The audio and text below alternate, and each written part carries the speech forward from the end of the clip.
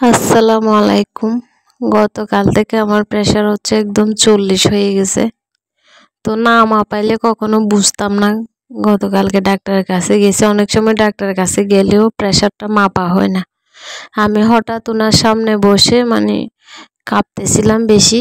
তো বলতেছে এরকম করতেছে কেন? আমি কাঁপতেছি যে। তারপর প্রেশার মেপে দেখে কি 40 আর কি। তখন তো ওরা আমাকে অবাক যে 40 প্রেশার নিয়ে আমি কেমনে গেলাম। যাই হোক ডাক্তারের বাসায় যত কিছু লেকচার দেয়া সব শুনলাম, বুঝাইলো বুঝলাম, তারপরে বসায় রাখছে বসলাম। তো এসে রাতে খুব বমি বমি হচ্ছিল, তারপর হচ্ছে রাতে খুব খারাপ লাগছে যেটা বলে বুঝাইতে পারবো না। তারপরেও 3টা বাজছে, শুইতে শুইতে আমার ঘুম আসতেছিল না। আমি স্যালাইন খাইলাম, ডিম খাইলাম, তাতেও আমার কিছু হইল না। না হয় খারাপ লাগাটা কমেনি কেন? পরে ঘুমিয়ে পড়ছিলাম। সকালে উঠে আমি আবার একটা স্যালাইন খাইলাম, তখন আমি ক্যামেরা হাতে নিই নাই। তারপরে আবার সিদ্ধ ডিম খেলাম।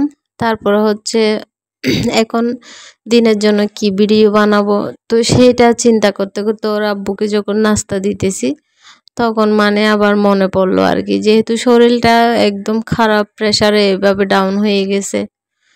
তো কিন্তু এই সময় কিন্তু মানুষ স্ট্রোক করে মারা যায়, এটা সবাই জানেন। হয়তো আপনারা মনে করবেন বুয়া বলতেছি, আসলে না, আমি কখনো নিজেকে যতটুকু অসুস্থ ওইটা দেখাইও না, ওইটা আমার স্বভাবও না।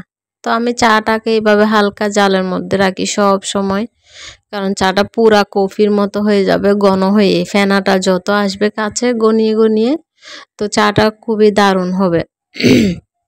আমার চা খেয়ে অন্য কেউ আর কারো চাই খেতে চায় না। এটা নিজের নামের ক্ষেত্রে বলতেছি না, আমাদের বাসায় যে মিস পড়াতে আসে উনি নিজেই আমাকে বলতেছে, আপু আপনার চা খেয়ে বাসায়ও চা খেয়ে মজা পায় না, বা অন্যান্য স্টুডেন্টদেরকে পড়াতে গেলেও চাটা খেতে পারতেছি না, আপনি এমন কি করেন চাতে? আমি অন্য চা কোনো রকম টেস্টই পাচ্ছি না। যাই হোক আমি এইভাবে যাদেরকে যাদেরকে চা খাওয়াইছি, যখনই সবাই বলছে এটা কি কফি নাকি চা, এই নামটা, তো তখনই খুবই ভালো লাগে। আসলে আমি আমার জামাই থেকে প্রশংসাটা খুব কম শুনি। উনি একটু কি বলবো, কি বলতাম আমার আসতেছে না, খুবই কনভার্ট টাইপের উনি, কথা কম বলে, তারপরে প্রশংসা করে না। এরকম অনেক জামাই আছে একটু প্রশংসা করে, উনি একটু কনজারভেটিভ টাইপের আর কি।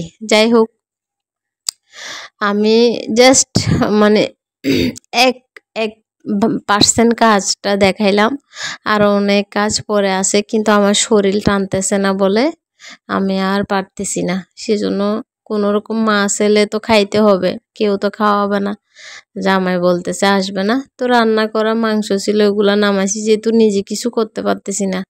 এটা কচু ছড়াটা বের করছিলাম, পরে দেখি রাতে করব।